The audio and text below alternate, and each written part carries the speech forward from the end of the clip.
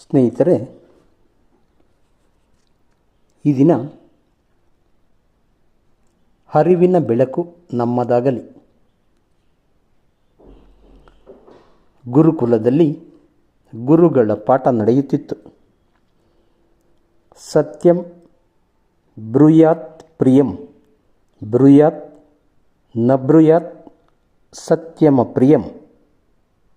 ಅಂದರೆ ನಾವು ಯಾವಾಗಲೂ ಸತ್ಯವನ್ನೇ ಹೇಳಬೇಕು, ಅದು ಇಷ್ಟವಾಗುವಂತೆ ಹೇಳಬೇಕು ಎಂದು ಶಿಷ್ಯರಿಗೆ ವಿವರಿಸುತ್ತಿದ್ದರು. ಪಾಠ ನಡೆಯುತ್ತಿದ್ದ ಸಂದರ್ಭದಲ್ಲಿ 8-10 ಜಿಂಕೆಯ ಮರಿಗಳು ಆಶ್ರಮದ ಬಲಭಾಗಕ್ಕೆ ಓಡಿದವು. ಎಲ್ಲರಿಗೂ ಒಂದು ಕ್ಷಣ ಅಚ್ಚರಿ. ಪಾಠವನ್ನು ಮುಂದುವರಿಸಬೇಕು ಎನ್ನುವಷ್ಟರಲ್ಲಿ ಒಬ್ಬ ಬೇಡ ಬಾಣ ಬಿಲ್ಲುಗಳೊಂದಿಗೆ ಆಶ್ರಮದಡಿಗೆ ಧಾವಿಸಿ ಬಂದು ಜಿಂಕೆಗಳು ಯಾವ ಕಡೆಗೆ ಹೋದವು ಎಂದು ಗಡಿಬಿಡಿಯಲ್ಲೇ ಪ್ರಶ್ನಿಸಿದ. ಆಗ ಗುರುಗಳು ಆಶ್ರಮದ ಎಡಭಾಗವನ್ನು ತೋರಿಸಿ ಆ ಕಡೆ ಹೋದವು ಎಂದು ಹೇಳಿದರು. ಇನ್ನೇನು ಪಾಠ ಮುಂದುವರಿಸಲು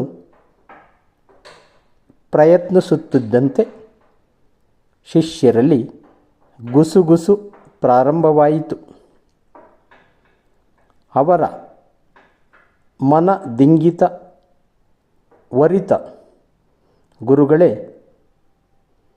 ನಿಮ್ಮ ಸಂದೇಹ ನನಗೆ ಅರ್ಥವಾಯಿತು.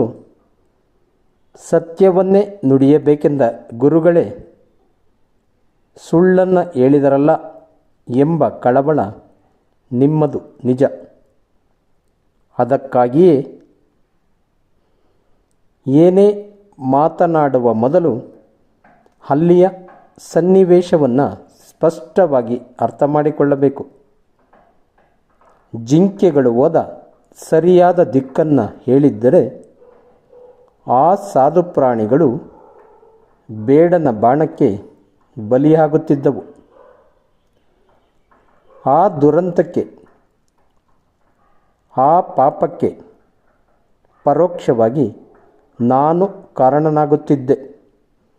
ನನ್ನ ಒಂದು ಸುಳ್ಳಿನಿಂದ ಬಡಪಾಯಿಗಳು ಬದುಕಿದವು ಎಂದು ಹೇಳಿದರು.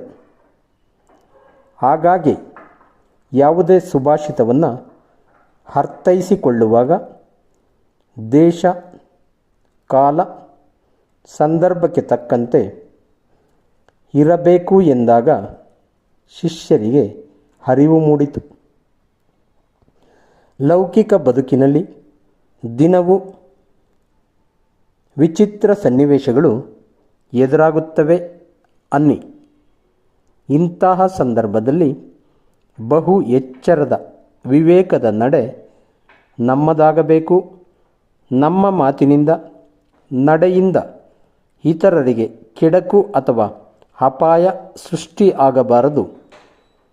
ಯಾವುದೇ ಅಪಾಯ ತಪ್ಪಿಸಲು ಮಕ್ಕಳಲ್ಲಿ ಪರಿಸ್ಥಿತಿಗೆ ಅನುಗುಣವಾಗಿ ಪಾಲಕರು ಸುಳ್ಳನ್ನು ಹೇಳಬಹುದು. ಆದರೆ ಇಂದು ಸುಳ್ಳು ಸರ್ವೇ ಸಾಮಾನ್ಯವಾಗುತ್ತಿರುವುದು ಖೇದಕರ. ತಾನು ಮನೆಯಲ್ಲಿದ್ದರೂ ಸಾಲಗಾರರಿಗೆ ಸುಳ್ಳು ಹೇಳುವಂತೆ ಆದೇಶಿಸುವ ತಂದೆ, ಒಂದು ದಿನದ ರಜೆಗಾಗಿ ಅಜ್ಜ ಸತ್ತಿದ್ದಾನೆಂತಲೋ ಅಪ್ಪನಿಗೆ ಅನಾರೋಗ್ಯವೆಂತಲೋ ಸುಳ್ಳು ಹೇಳುವ ವಿದ್ಯಾರ್ಥಿಗಳು ಇದ್ದಾರೆ. ಕೆಲ ರಾಜಕಾರಣಿಗಳು ಓಟಿಗಾಗಿ, ಸೀಟಿಗಾಗಿ ಹೇಳುವ ಹಸಿ ಸುಳ್ಳು ಎಲ್ಲರಿಗೂ ಅರ್ಥವಾಗಿದೆ. ಕೆಲವರು ಕ್ಷುಲ್ಲಕ ಕಾರಣಕ್ಕೆಲ್ಲ ಸುಳ್ಳನ್ನು ಹೇಳುತ್ತಾರೆ, ಅದನ್ನೇ ಚಾಳಿಯಾಗಿಸಿಕೊಳ್ಳುತ್ತಾರೆ. ಆದರೆ ಒಂದು ಸುಳ್ಳನ್ನು ಮುಚ್ಚಲು 10 ಹೊಸ ಸುಳ್ಳು ಬೇಕೆಂಬ ಪರಿವೇ ಇರಬೇಕು. ಆ ಪ್ರಾಮಾಣಿಕನ ಮುಖವಾಡ ಹೆಚ್ಚು ದಿನ ಬಾಳುವುದಿಲ್ಲ. ಸಮಾಜ ಅಂಥವರಿಗೆ ಚಿಮಾರಿ ಹಾಕುತ್ತದೆ. ನಾವೆಲ್ಲ ಸತ್ಯ ಹರಿಶ್ಚಂದ್ರನಂತೆ ಆಗುವುದು ಬಹು ಕಷ್ಟ. ಆದರೆ ಸಾಧ್ಯವಾದಷ್ಟು ಪ್ರಾಮಾಣಿಕರಾಗಿ ಇರೋಣ. ನಮ್ಮವರಿಗೆ, ನಮ್ಮ ಸುತ್ತಮುತ್ತಲಿನವರಿಗೆ ನೋವಾಗದಂತೆ ನಡೆದುಕೊಳ್ಳೋಣ. ಮಾತು ನಡವಳಿಕೆಯಲ್ಲಿ ಪ್ರೇಮ, ಸೌಹಾರ್ದ ಭಾವ ತುಂಬಿ ಸಜ್ಜನರಾಗಿ ಸಾತ್ವಿಕ ಲೋಕವನ್ನು ಬಲಗೊಳಿಸೋಣ. ಧನ್ಯವಾದಗಳು ಸ್ನೇಹಿತರೆ, ನಮ್ಮ ಶ್ರೀರಂಗ TV ಚಾನಲನ್ನು ದಯವಿಟ್ಟು ಸಬ್ಸ್ಕ್ರೈಬ್ ಮಾಡಿ ಪ್ಲೀಸ್. ಈ ದಿನ ನಾವು ಅರಿವಿನ ಬೆಳಕು ನಮ್ಮದಾಗಲಿ ಎಂಬುದರ ಬಗ್ಗೆ ತಿಳಿದಿದ್ದೇವೆ. ಸ್ನೇಹಿತರೆ, ನಮ್ಮ ಚಾನಲ್ ಶ್ರೀರಂಗ TVಯನ್ನು ಸಬ್ಸ್ಕ್ರೈಬ್ ಮಾಡಿ ಪ್ಲೀಸ್. ಜೈ ಹಿಂದ್, ಜೈ ಕರ್ನಾಟಕ, ಜೈ ಶ್ರೀರಾಮ್.